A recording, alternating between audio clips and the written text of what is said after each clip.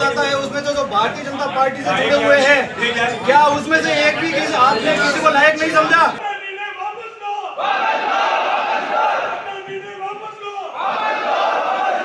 हमारा नेता कैसा? हमारा नेता कैसा?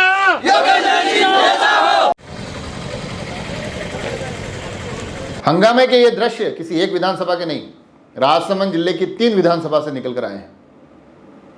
और कमाल की बात यह है कि हंगामा, हल्ला गुल्ला, नाराजगी, विरोध, आक्रोश, हाय हाय और मुर्दाबाद के नारे भारतीय जनता पार्टी के भीतर से उठ रहे हैं। जी हाँ, भाजपा ने यहाँ 3 टिकट दिए हैं और तीनों जगह आक्रोश दिखाई दे रहा है।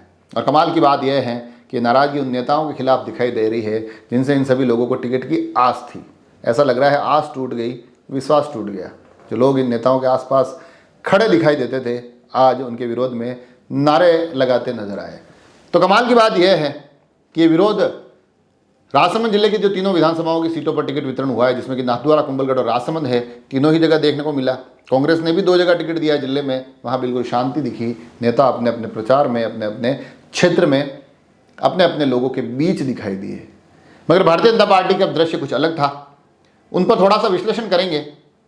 शुरुआत राजसमंद से करूंगा, उसके बाद नाथद्वारा और कुंभलगढ़ तक भी पहुंचूंगा, क्योंकि राजसमंद के बारे में बताना ये ज़रूरी है कि आज जो वहाँ हुआ, पार्टी कार्यालय के जो दृश्य निकल कर आए हैं, पार्टी कार्यालय का जो पूरा का पूरा गहमा गहमी का माहौल निकल कर आया है, वो अपने आप में आश्चर्यजनक है। जी हाँ, कुछ लोगों की, क्योंकि संख्या भी उतनी नहीं थी कि उतना हंगामा हो सके, तो कुछ लोगों की भीड़ एक पार्टी कार्यालय में पहुंचती है, वहाँ पर हंगामा होता है, बड़े ज़ोरदार तरीके से चीज़ों को तोड़ा जाता है। जितनी देर चाहते हैं उतनी देर तोड़ा जाता है। कमाल की बात यह है कि जिलाध्यक्ष उस वक्त कार्यालय में होते हैं जब ये तमाम कार्यकर्ता जो ये गुस्सा उन कुर्सी टेबल पर निकाल रहे होते हैं, फिर वहाँ से फ्री होकर भारतीय जनता पार्टी के जिलाध्यक्ष तक पहुँचते हैं, उनको तमाम बातें सुनाते हैं, अपनी नाराज़गी उनको पहुँचाते हैं। उस नाराज़गी के साथ साथ बीच बीच में उनके खुद के खिलाफ नारेबाजी के स्वर भी सुनाई देते हैं। और ये पूरा घटनाक्रम भी होता है जब उसके बाद फिर लोगों को लगता है कि अब इसके आगे क्या किया जाए। तोड़फोड़ हो गई, हंगामा हो गया, अब आगे क्या? तो फिर आगे उनको लगता है कि अब पार्टी कार्यालय पर ताला लगा देना चाहिए। जिलाध्यक्ष जी से आग्रह किया जाता है कि आप बाहर आइए। उनके बाहर आने के बाद पार्टी कार्यालय पर ताला लगा दिया जाता है। और ये पूरा घटनाक्रम उस भारतीय जनता पार्टी के अंदर खाने से निकल रहा है जो अपने आप को विश्व की सबसे अनुशासित पार्टी कहती है। और ऐसा नहीं कि अनुशासन सिर्फ राजसमंद में टूटा, अनुशासन टूटने की आहट, वो आहट नाथद्वारा में भी सुनाई दी, वो आहट कुंभलगढ़ में भी सुनाई दी।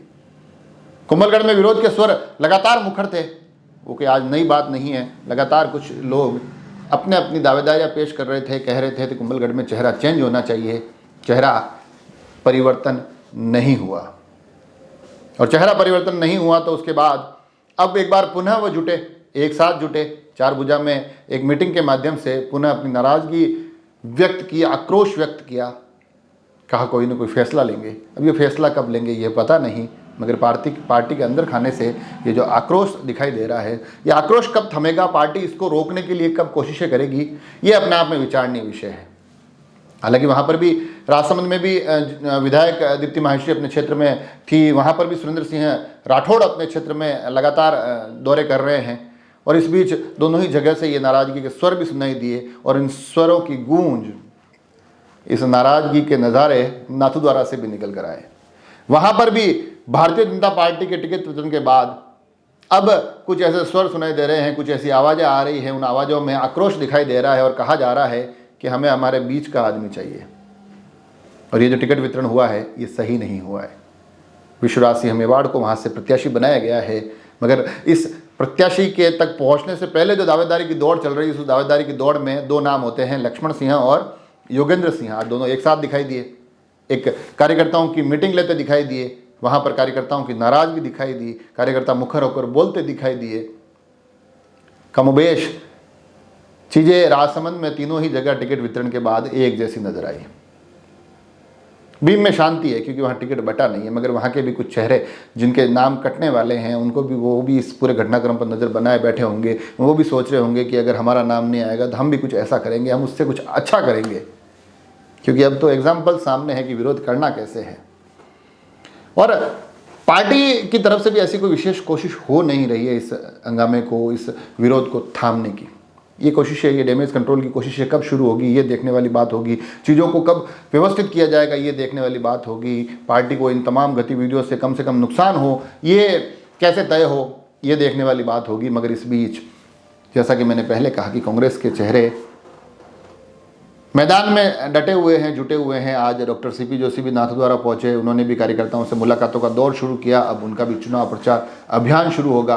कहीं ना कहीं कांग्रेस पूरे प्रदेश की नज़रें इन भारतीय जनता पार्टी के हंगामों पर टिकी होगी। वो भी देखकर खुश हो रहे होंगे कि ये जो आक्रोश अलग अलग जगह से निकल कर आ रहा है वो हमारी राह को शायद और भी आसान बना ले। तो अब भारतीय जनता पार्टी इस डैमेज को कब कंट्रोल करेगी, कैसे कंट्रोल करेगी, कितना कंट्रोल करेगी ये देखने वाली बात होगी। तो साथ ही देखने वाली बात यह भी होगी कि ये जो अलग अलग हंगामों के दृश्य आए हैं, इन हंगामों का और आगे वॉल्यूम कितना बढ़ता है, इनकी आवाज़ें कितनी तेज़ होती है और क्या यहाँ से अलग अलग क्षेत्र में जो ये अलग अलग आक्रोश हो रहे हैं, क्या कहीं से कोई निर्दलीय प्रत्याशी के आने की भी आहट सुनाई देती है, कोई गूंज सुनाई देती है, उस पर भी हमारा ध्यान रहेगा।